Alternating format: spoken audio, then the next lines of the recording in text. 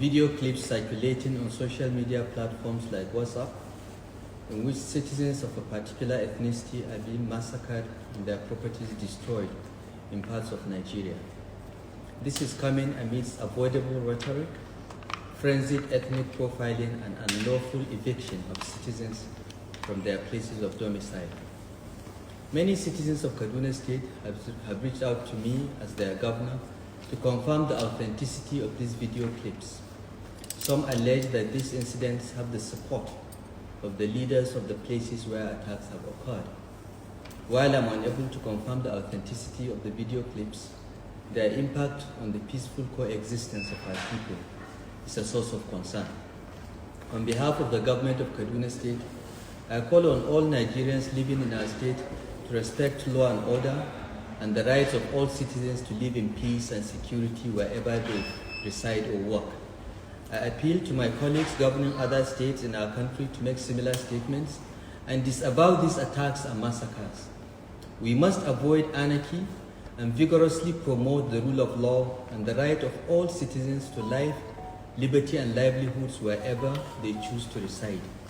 Elected and appointed leaders across the country must act on their constitutional obligations to protect all citizens, uphold order, and contribute to a climate for peaceful resolution of all issues. In Kaduna State, we are learning from decades of unfortunate and needless experiences. We have faced the tragic manifestations of the indigenous settler divide. This has been compounded by criminal activities that often have fatal consequences. But the victims of criminal actions like banditry and kidnapping in our state cut across all ethnic and religious groups. We have resisted the attempt to tar all members of any ethnic group for the criminal actions of some of their members. At all times, our government has upheld the right of every citizen to live in peace and pursue legitimate livelihoods wherever they choose.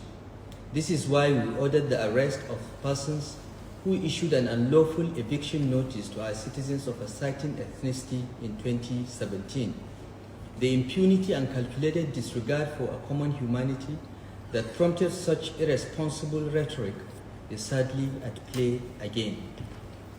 The genuine fears felt by people across the country for their safety and security imposes a responsibility on all leaders to ensure that these anxieties are assuaged and urgent steps taken to relieve human misery and stop the criminal actions that menace our citizens and their property. This should be the top priority. It is time for governments and leaders at all levels to step in, exercise firm action, engage people, and ensure that the responsibility these dire times demand are not derailed by those who only see opportunity for their own myopic agendas. We cannot allow, by inaction or otherwise, the reign of anarchy where fear creates a tragic momentum of violence, blurring the lines between victims and perpetrators and complicating a difficult moment. We urge our representatives in the National Assembly to expedite action on the constitutional amendments that will usher in state and community policing, as this is the ultimate panacea for effective law enforcement nationwide. We should not allow the criminal actions of insurgents and bandits to tear our country apart. We should not be seduced into the dangerous passion of blaming innocents, declaring them guilty of the crimes of others, evicting them, killing and destroying their property. In difficult times, we must uphold the right of everyone to live with security and safety. The frenzy of ethnic labeling makes solutions difficult and can only guarantee disorder, violence, and pain. Governments and security agencies must rein in all non-state actors, tackle hateful rhetoric, and protect all communities. Those that engage in criminal acts must be arrested and prosecuted without regard to their ethnic or religious persuasion.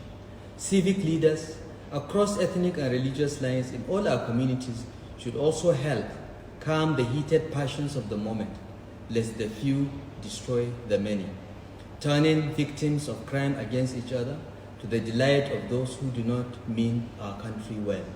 We cannot quench one fire by setting more places ablaze. Let us reject the path of disorder, marginalize, expose, and prosecute all criminals and promote peace. Thank you, and God bless Kaduna State. God bless the Federal Republic of Nigeria.